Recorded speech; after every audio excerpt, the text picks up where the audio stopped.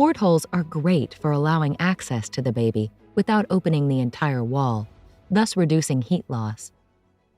Before opening the porthole doors, we recommend turning on air boost to help with thermal stability. Make sure there is nothing in the way of the porthole doors and that the infant is in the center of the bed as you open them.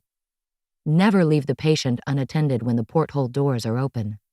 It is important not to prop or tape open doors in an unlatched position. Once you have completed caring for the infant, make sure to close and latch each porthole door that was opened.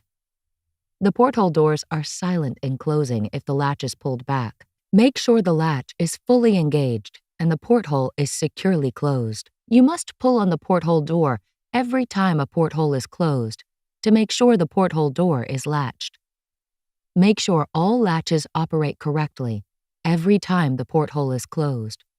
Remember, unlike the bedside panel latches, the portholes have no visible indication the latch is secure. If you suspect a porthole latch is broken or defective, or a porthole will not securely close, remove the device from service and contact qualified service personnel for repair. Canopy covers are great for protecting the infant from light and noise. Some facilities use blankets or other items for this. Regardless of what you use, always double-check the porthole doors are fully latched before covering the portholes with anything. The porthole door might appear closed if the covering is holding it closed, but if it is not fully latched, the infant could push the door open and fall.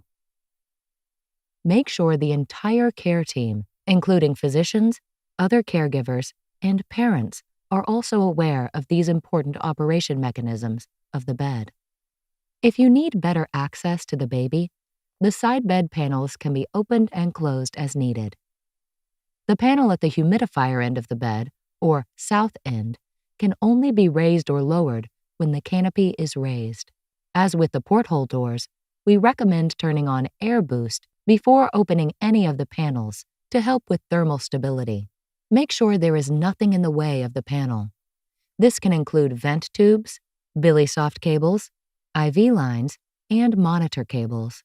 Also, check that the infant is in the center of the bed as you open the panels. Remember, never leave the patient unattended when any of the bedside panels are open. If you need to turn away from the bed for any reason, close and secure the panel. Gently lower the panel to avoid allowing it to swing freely. The wall can be damaged if it falls open on its own. At a minimum, it will make a loud bang, startling the baby and negatively impacting neurodevelopmental care.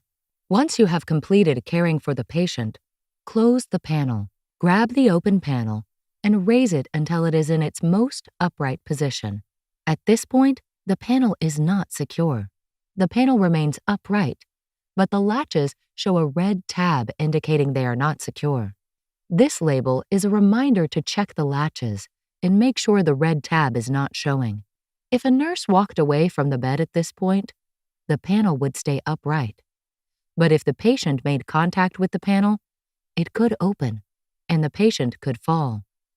In order to fully secure the panel, you must pinch the latches on both ends of the panel, push the panel into place, and release the latches.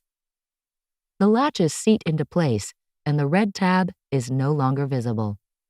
It is important to make sure all latches operate correctly every time the bedside panel is closed.